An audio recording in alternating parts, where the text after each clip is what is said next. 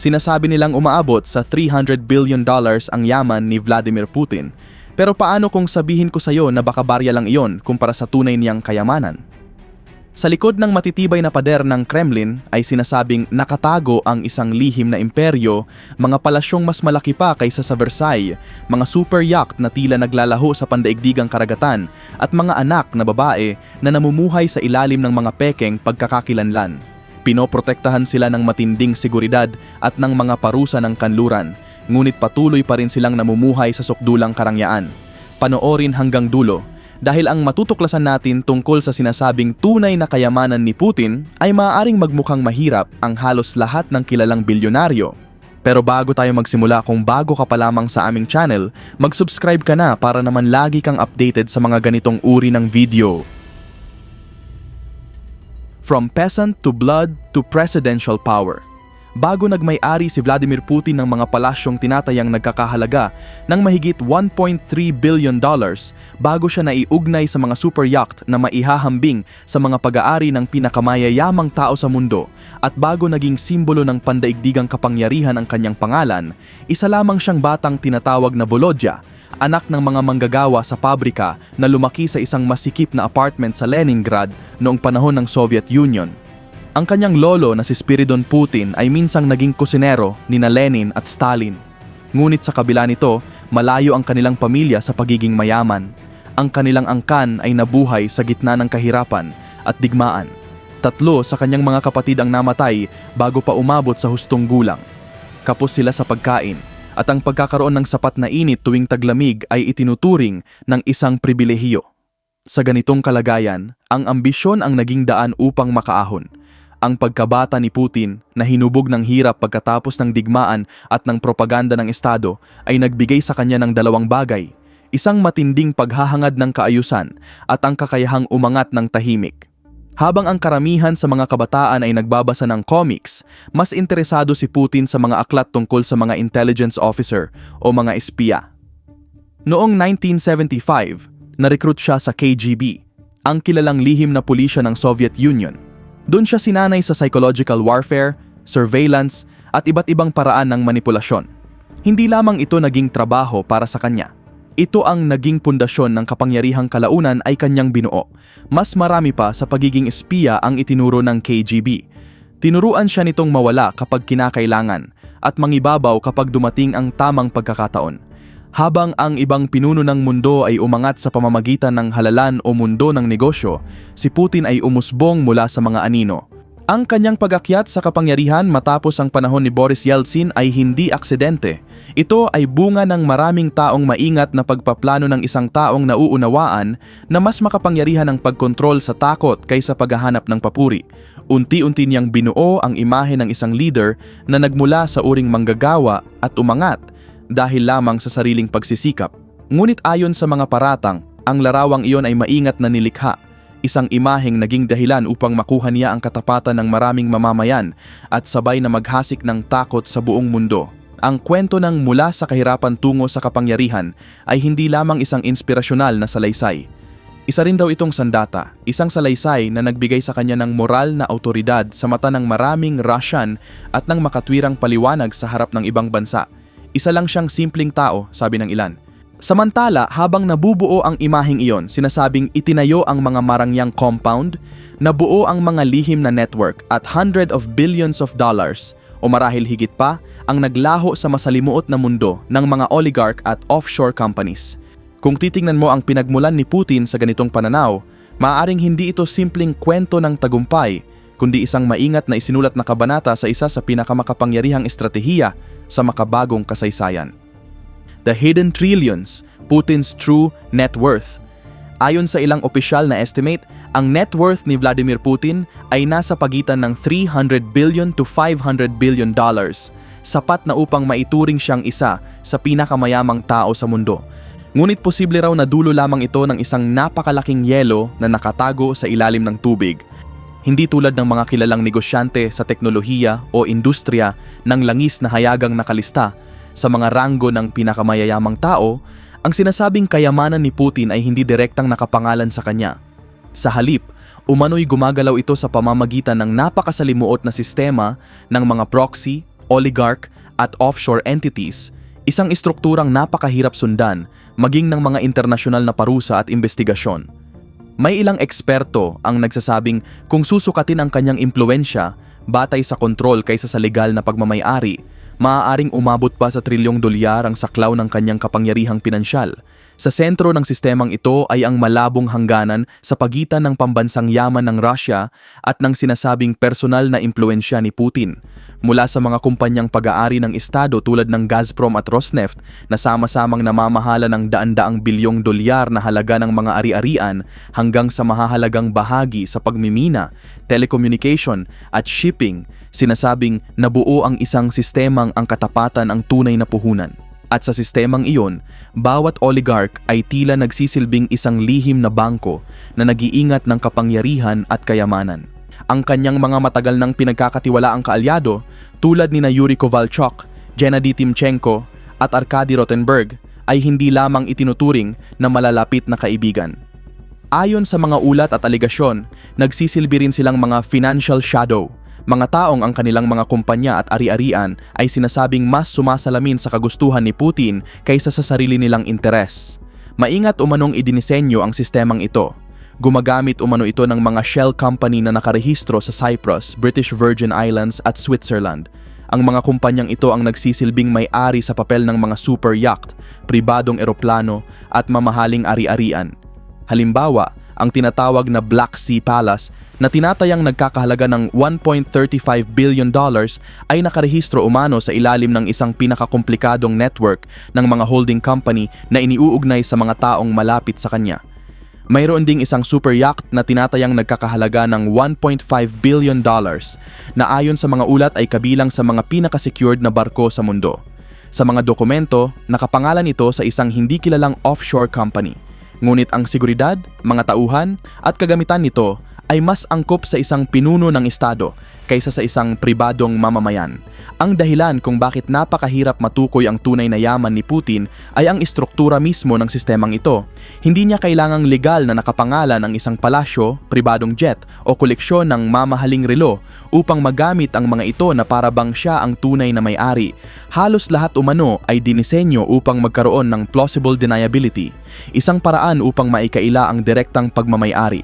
Gayunman, ayon sa mga investigasyon, ang mga detalye tulad ng seguridad, eksklusibong access, at mga tauhang namamahala sa mga ari-arian ay nagbibigay ng palatandaan kung sino talaga ang may kontrol. Ang naging resulta ay isang sistemang pinansyal na halos maihahambing sa isang buong bansa. Napakalawak, halos hindi nakikita, at napakahirap gibain. Hindi na ito simpleng kayamanan sa karaniwang kahulugan.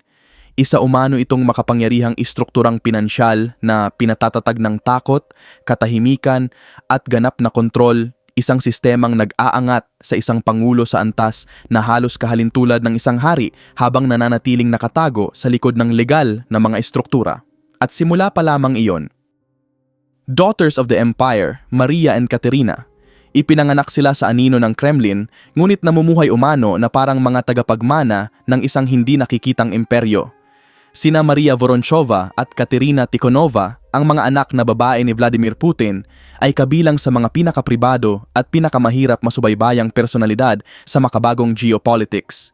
Sa mga opisyal na talambuhay ng Pangulo ng Russia, halos wala silang presensya, walang opisyal na litrato, bihirang banggitin sa publiko, at halos walang kinikilalang pampublikong papel. Ngunit ayon sa iba't ibang ulat, sa likod ng mga alias, mahigpit na seguridad at offshore structures, nagtataglay sila ng impluensya at yaman na maipagmamalaki kahit ng ilang maharlikang pamilya. Si Maria, ang panganay, ay isang pediatric endocrinologist ayon sa kanyang propesyon. Ngunit ayon sa mga ulat, higit pa rito ang kanyang papel. Iniuugnay siya sa Nomeco, isang malaking pribadong kumpanyang medikal na sinasabing nagkakahalaga ng mahigit $1 billion at may koneksyon umano sa mga kontrata ng estado at mga negosyanteng malapit sa Kremlin. Ayon sa mga ulat, kabilang sa kanyang pamumuhay ang madalas na pananatili sa mga chalet sa Switzerland, paggamit ng pribadong eroplano at pagbisita sa mga eksklusibong ari-ariang dati ay inilaan lamang para sa matataas na opisyal ng Soviet Union. Iniulat din na ang kanyang asawa noon na si Jorrit Faassen, isang Dutch businessman na nagtatrabaho sa mga kumpanyang may kaugnayan sa Gazprom, ay naging isa umanong tahimik na tulay ng Kremlin patungo sa mga merkado sa Europa bago ito naapektuhan ng mga internasyonal na parusa. Samantala, si Katerina, ang bunsong anak, ay may sarili ring impluensya. Sa publiko, kilala siya bilang isang siyentipiko at minsan ding naging kalahok sa acrobatic rock and roll competitions.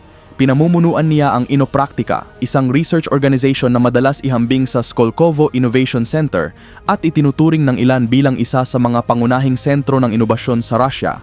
Bagamat walang opisyal na tala ng kanyang personal na yaman, sinasabing nakapaloob ito sa iba't ibang tech startup, real estate investments at mga programang akademiko na pinopondohan ng Kremlin. Dati rin siyang ikinasal kay Kirill Shamalov, isang negosyanteng Ruso na minsang nagkaroon ng mga ari-ari ang tinatayang umabot sa halos $2 billion. Matapos ang kanilang kasal, nakakuha siya ng 17% na bahagi sa Sibur, isa sa pinakamalalaking petrochemical company sa Russia. Nang sila ay maghiwalay, iniulat na ang paghahati ng kanilang mga ari-arian ay isinagawa ng napakatahimik, isang sitwasyong kahawig ng pagiging lihim ng mga usaping pinansyal na iniuugnay kay Putin. Ngunit ayon sa mga ulat, hindi lamang simpleng mga benepisyaryo ng pribilehiyo ang dalawang magkapatid. Sinasabing mahalagang bahagi sila ng sistemang ginagamit upang ilipat at itago ang yaman na iniuugnay sa kanilang ama. Ang kanilang mga pangalan ay lumitaw sa mga dokumentong gaya ng Panama Papers at Paradise Papers na nagbigay ng sulyap sa isang masalimuot na network ng mga trust, pagbili ng mga ari-arian at paggamit ng mga nominee director.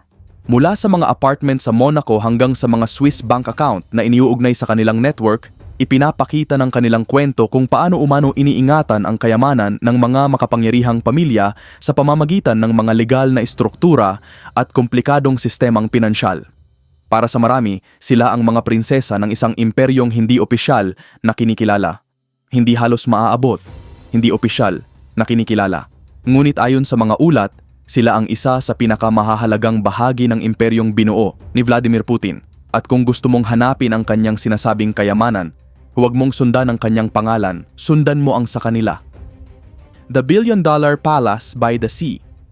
Sa isang liblib na bangin na nakatanaw sa Black Sea ng Russia, napapalibutan ng makakapal na kagubatan ng pine at binabantayan ng mga piling tauhan ng seguridad, nakatayo ang isang napakalaking palasyo na sinasabing higit pang marangya kaysa sa Versailles. Sa opisyal na mga record, wala itong kinikilalang may-ari. Ngunit ayon sa iba't ibang investigasyon at ulat, ito ay iniuugnay kay Vladimir Putin. Tinatayang umabot sa 1.35 billion ang gastos sa pagpapatayo nito. Ayon sa mga nagsiyasat, ang tunay nitong layunin ay hindi lamang maging tirahan, kundi simbolo ng kapangyarihan, privacy at matinding seguridad. Mas kilala ito sa pangalang Putin's Palace. May lawak itong humigit kumulang 190,000 square feet dahilan upang maituring ito bilang isa sa pinakamahal na pribadong tirahan sa makabagong kasaysayan.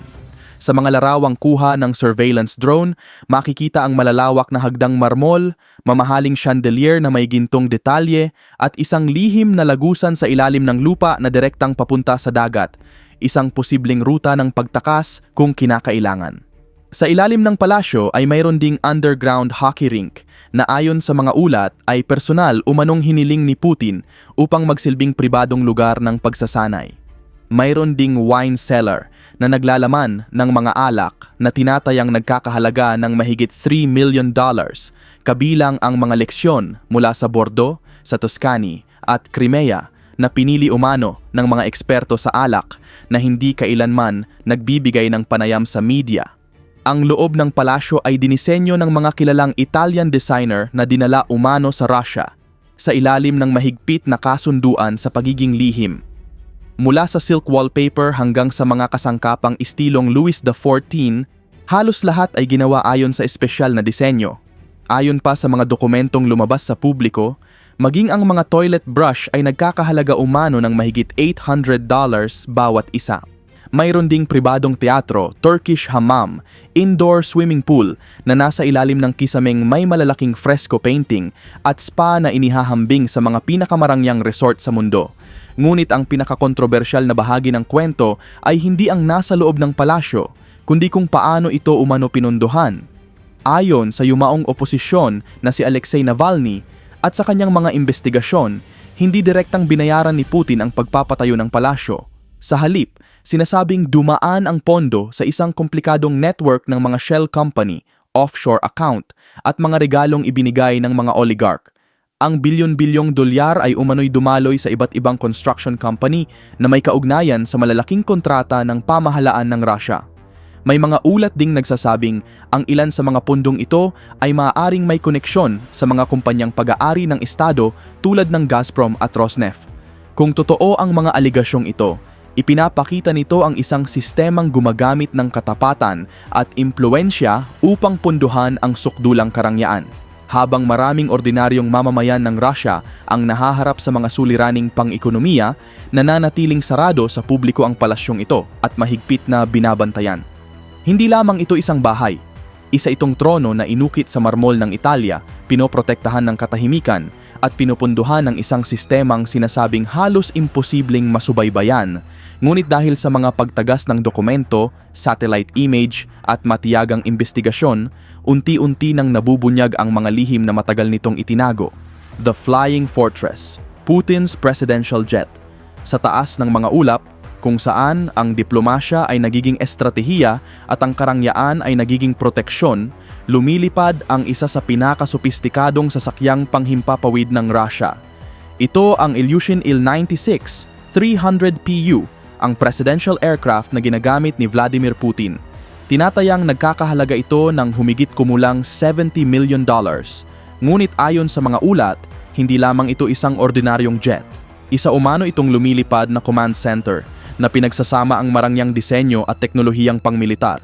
Dito umano nagaganap ang mahahalagang usaping diplomatiko habang nasa himpapawid. Sa labas, kahawig lamang ito ng iba pang state aircraft ng Russia. Ngunit sa loob, ibang mundo ang naghihintay. Ayon sa mga ulat, ang interior nito ay dinisenyo ng Russian Aerospace Company na Technodynamica gamit ang mga kasangkapang may gintong dekorasyon, pinakintab na mahogany at mamahaling velvet seats na sinasabing ginawa ayon sa personal na kagustuhan ni Putin. May mga kisameng may gintong detalye, mga alpombrang inangkat mula sa France at isang marangyang conference room.